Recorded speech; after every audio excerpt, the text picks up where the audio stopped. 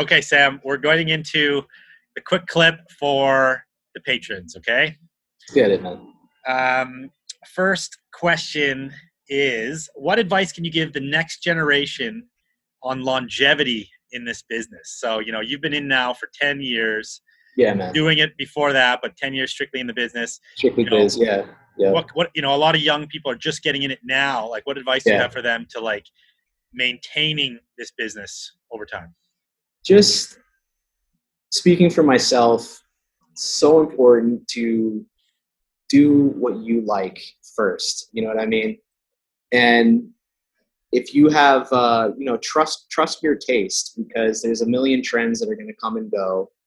And if you bank on that, like, it's going to hurt your longevity because you're going to get burnt out on the trends. I mean, me personally, I would. So I've just stuck with my taste and always made that number one. Always made sure that I really stand behind what I put out, and that I feel like the energy that comes with pieces that I'm really excited about putting out always wins. And that, like, the second I buy something, every time I've tried to buy something that, like, I'm like, oh, that's trendy, or I know I can bank on that, it never quite works out the same way as when I'm like super pumped to put something out that I really love. So I'd say just, get your money, like, cash in on the trends. Don't, I mean, there's value to that too, but make sure that you can stand behind the pieces that you sell, because that's what's going to keep you going.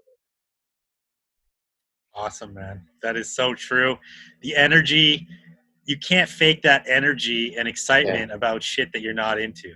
And that's the shit that always ends up selling first for the biggest price anyway, for me personally. The shit that you really like. Yeah, I'm like, I'll roll up with a crazy thing and I'm so excited to have it. People feed off that, man. It's real.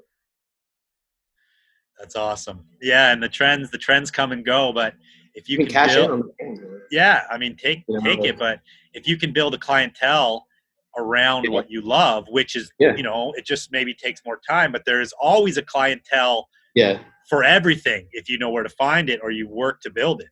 That's actually a great additional side to what I was just saying too, because the people that the customers that have stuck with me the most come to me because I have, like, something special that I've worked hard to put together. So it's not that's the sort of the part of the manifestation of being excited about doing what you love, is that your customers will stay consistent and keep coming back to you, and that's going to add to your longevity as well. Yeah, Customer, yeah, network. that's great, man. If you could share one sourcing tip, what would it be? Um, just stay up with your local scene, man. And it's like with me, there's so many cool kids, like, around my way that are finding stuff all the time. And just being down and like staying connected locally is a valuable resource, man. You don't have to go to LA or whatever, or buy online all the time. I mean, that's all great uh, places to source, but don't sleep on the people right in your network, man, right around your way. Just stay, be a hero in your hometown. The grass is not always greener on the other side. There you go. That Simpler. state that statement is Yeah. I think that statement is meant to kind of show you that it's not people tend, like you say, you tend to think that maybe if I'm there it's going to be better, if I'm there it's going to be better, Yeah. but Yeah. like, why not utilize what you have locally, Yeah. maintain good relationships locally, because that's Yeah. huge. I Yeah. think a lot of people have trouble keeping those local relationships tight, where Yeah. it is your most valuable resource. Yeah. I mean, again, like, I enjoy, like, I like to stay youthful and chill and be down, and, like, there's no, I don't judge anybody by, like, age or experience. It's like, yo, man, you never know who's gonna have something crazy. You never know who's gonna pop up with what. And just be good, man. Just be good in your area, man. Just be a hero in your hometown, I guess you could say. Like I You're a said, hero in your hometown. like, I mean, if dudes want to do a pop up and it's in the back of the coffee shop and it's whatever upstairs in the thrift store, I'll do it, man. I'll chill, I'm happy to be here, Yeah. So, and it pays off. That's awesome. Like I said, I think a lot of people take it for granted, their local scene.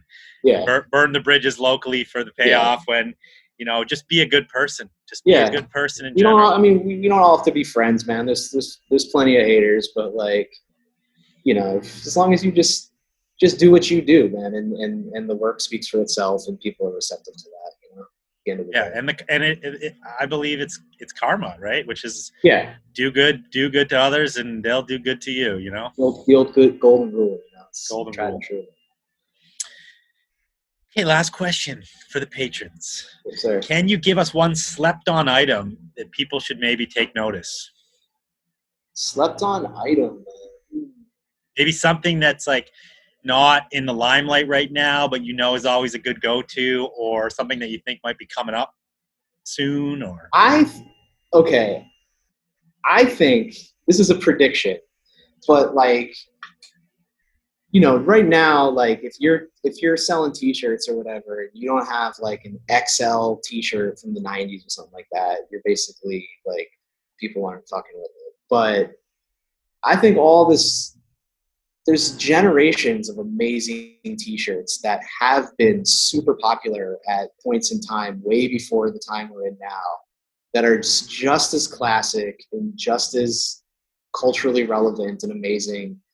And go back in time a little bit, dig in the crates and see what was like popular a while ago, man. I mean, like little skinny punk tees from the 70s and 80s aren't that crazy right now for the current market, but like that stuff is just as timeless as ever, man.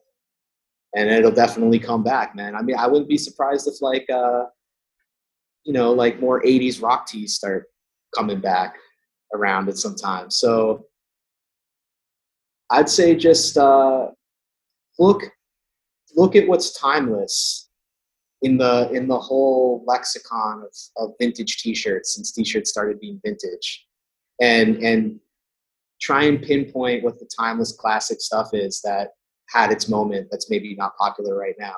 Like also like all the military like base T-shirts and sweatshirts and stuff like. Well, the sweatshirts now are having kind of a more of a moment, but like like the Navy base T-shirts and stuff like that, like that stuff is timeless, man. That'll have its moment again. So just do your history and see what's dope.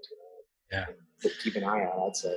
predict the future by looking through the past. Yeah, man. History always repeats itself, right? So it does. if something was dope 20 years ago, it'll be dope again in time. And do you think, say, if in the early 2000s we were like vibing on the early 80s, right, which was like the jam at that point, so then do you Raglan, think all that, Raglan tees, like thinned out 50/50 pop culture prints, whatever, and then do you think another 18 years that comes back again?